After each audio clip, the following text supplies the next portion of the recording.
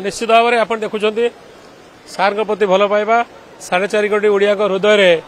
माननीय श्रीजुक्त नवीन पट्टनायक महोदय विद्यमान निश्चित भाव में समस्ते सार आशु कामना कर सकाल भिड़ जमी समस्त सार प्रति भल पाइबा बहुत अधिक बोली प्रमाणित होती सार लोकप्रियता व जनप्रियता जो कहते ओडिया जनमानसर अद्वितीय नेता होती श्रीजुक्त नवीन पट्टनायक यह प्रमाण करम संगठित से कर सार अनुपस्थित अच्छी पॉलिटिकल अफेयर्स कमिटी अच्छी आम देवी भाई अच्छा श्रीयुक्त देवी प्रसाद मिश्र सीनियर कर्मकर्ता सी अच्छा सी मैनेज करेंगे। नवीन पट्टनायक अनुपस्थिति दल को संगठित हम देखो ये दलर सदस्य मैंने 1 कोटी ऊर्ध्व सदस्य ये दल नवीन आम सहित सब अच्छा आज ट्रिटमेंट जाइए फेरी आसवे दलर दायित्व से बर्तमान पीएससी जो कमिटी आम अच्छी कमिटी चलेबे देव भाई आम सीनियर लीडर अच्छे दल को बर्तमान चलेबे आजिकार मुख्य हूँ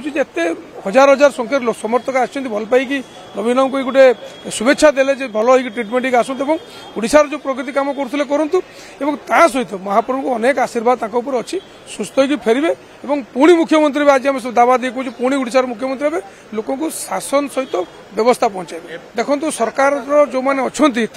बर्तमान निंदा जनसाधारण करने आरंभ कले गोटे वर्ष भितर कौ प्रकार परिस्थिति ओडिशा कर जनसाधारण आलोचना कर आगामी दिन आप देखिए पंचायत निर्वाचन और साधारण निर्वाचन में लोक उचित जवाब देवे।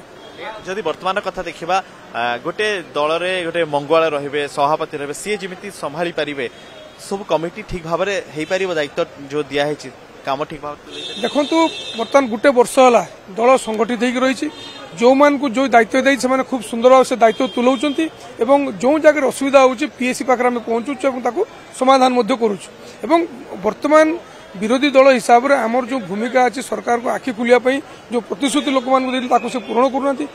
आमर नवीन सब सजग अच्छा आम परामर्श दौरान सरकार ठीक काम करना आपन चेतई दिंतु चेतावनी दिंतु लोक मध्य जो डिमांड जो प्रतिश्रुति देता भारतीय जनता पार्टी पूरण करने